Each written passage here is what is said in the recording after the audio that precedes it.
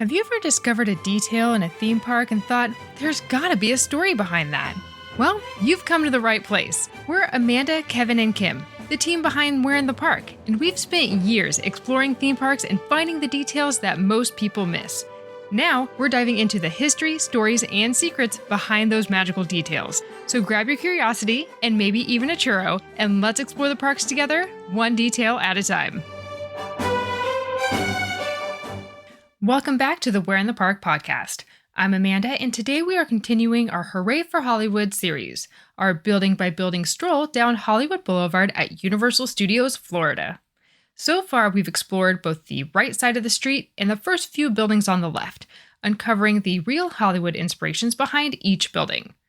We are now in part 5 of this Hooray for Hollywood series, so if you've missed any of the previous 4 parts, definitely go back and check those out. There's a lot of details to discover.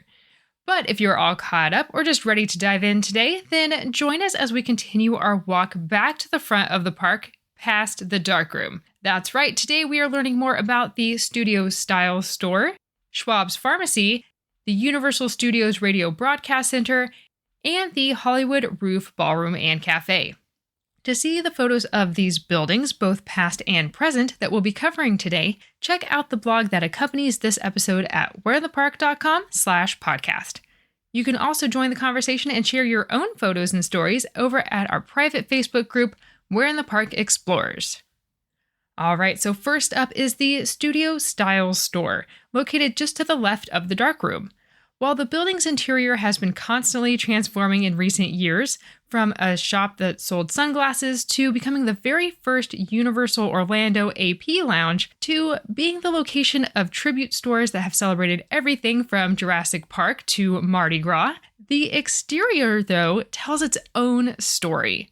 There are 2 plaques here. The first is a bronze sign on the front of the building that reads, Hollywood Chamber of Commerce. Now, if you look closely, there is a star with a little dot in the middle that is in between the words Hollywood and Chamber, and I'll go over why in just a moment.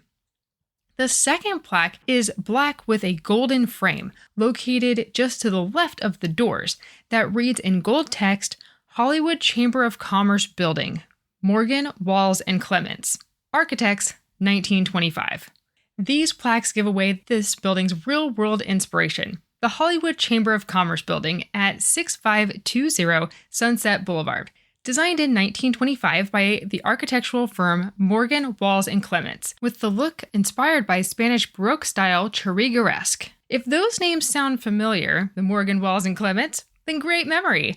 They were also the architects for the Ralph's building, which we covered in part 3 of our Hooray for Hollywood series. They are also responsible for designing icons like the El Capitan Theater, the Mayan Theater, and the Wiltern building.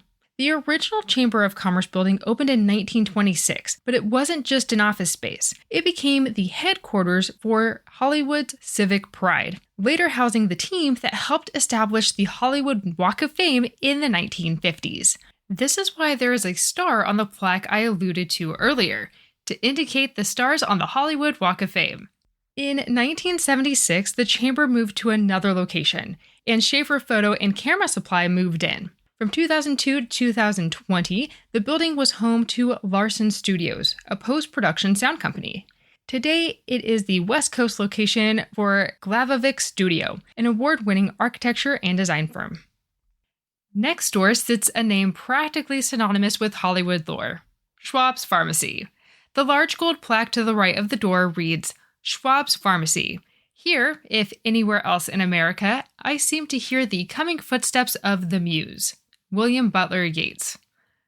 The quote captures the heart of what Schwab's represents, a place where creativity, conversation, and luck seem to meet over a milkshake. Schwab's Pharmacy opened in 1932 at 8024 Sunset Boulevard, when Philadelphia brothers Jack, Leon, Bernard, and Martin Schwab purchased a failing pharmacy to add to their small chain of drugstores that started on 6th Street in downtown LA. The Sunset Boulevard location was across the street from the Garden of Allah Hotel, which is also represented in the park in Florida. Today you can find the NBC Media Center there, which is over by the entrance to DreamWorks Land. Anyway, The pharmacy was also near several movie studios and catered to that clientele. It not only filled prescriptions, but there was also a grocery store, a makeup counter, and even a restaurant. A fun historical note I found was about Sidney Skolsky, a gossip columnist for the New York Daily News. He not only was the first in print to use the name Oscar for the Academy Awards, but he also helped make Schwab's famous in the 1930s. He used the drugstore's second-floor office to write his column From a Stool at Schwab's for the movie magazine Photoplay. Schwab's quickly became one of Hollywood's most legendary hangouts. Studio executives, actors, and hopefuls gathered daily, and it was that kind of place where movie deals were rumored to have happened between bites of pie and ice cream. Universal's recreation captures that same nostalgic spirit. Inside, you'll find white walls with metal trim, a wide array of black and white photos of actors and newspaper ads at the time, curved countertops, and a menu filled with sundaes, shakes, malts, floats, and Dole Whip sorbet. It is a delicious tribute to a real Hollywood landmark that closed its doors in 1983, where it stood empty until it was knocked down in 1988. A Virgin megastore opened at this location in 1992, but closed by the end of 2007. Today, you'll find a large shopping district named 8000 Sunset Strip, where Schwab's was once located, with several retail and dining locations anchored to a CVS pharmacy. Just a few steps down from Schwab's is the Universal Studios Radio Broadcast Center, a building that perfectly blends movie magic with real studio function. If you look near the entry, you'll notice a small plaque marked Universal Studios Radio 6778. This is one of the numbered markers used along Universal's Hollywood Boulevard to give certain buildings its own unique address. Unlike many of the buildings down Hollywood Boulevard, this space is actually used for what the sign displays. This is a real production facility operated by Universal Studios Production Group. Inside, this space serves as a working broadcast and post-production center, hosting everything from radio shows to podcast recordings and voiceover sessions. In true Universal fashion, it's both authentic and theatrical. It's a functioning production space hidden in plain sight that celebrates the golden age of radio. Above the broadcast center is the Hollywood Roof Ballroom and Cafe, a stunning nod to a real Los Angeles landmark. The plaque on the building reads, Hollywood Roof Ballroom, 1930. This facade takes direct inspiration from the Hollywood Rooftop Ballroom, which once stood at the southwest corner of Vine Street and Selma Avenue in Hollywood, California. Built in the early 1920s, the building featured a Mediterranean revival in Beaux Arts hybrid design with tall arched windows, ornate reliefs, and an elegant second-story balcony, all faithfully mirrored here at Universal. In its heyday, the Hollywood Rooftop Ballroom was a premier nightlife destination where guests dined and danced under the stars. The venue embodied the glamour and energy of 1920s Hollywood, when Vine and Selma served as the social heart of the film community.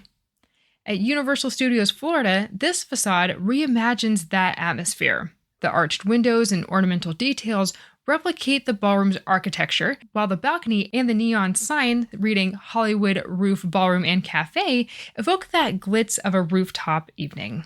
It's the perfect companion to the broadcast center below. Together they form a layered tribute to Hollywood's creative boom, where art, music, and entertainment collide in style.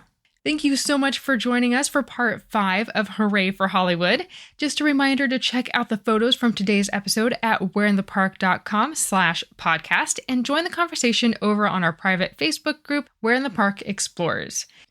Be sure to keep an eye out for part 6 of our Hooray for Hollywood series, when we discover more details about the Brown Derby Hat Shop, the Wicked Experience Building, formerly known as the Hello Kitty store, and the Universal Studios store located at the front of the park. If you've enjoyed today's episode, and I hope you have, please scroll down on your podcast player and give us a 5-star rating, a like, follow, download, or subscribe, whatever your player is capable of doing.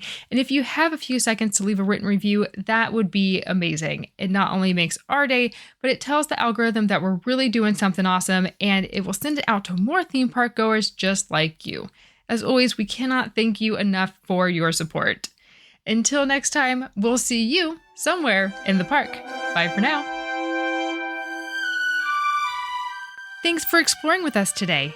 If you have enjoyed this episode, please take a moment to leave us a 5-star rating and review, and be sure to subscribe to the podcast so you never miss an episode. And don't forget to check out the accompanying photos at we'reinthepark.com/podcast.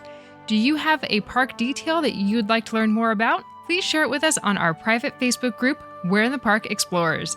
Until next time, we'll see you somewhere in the park.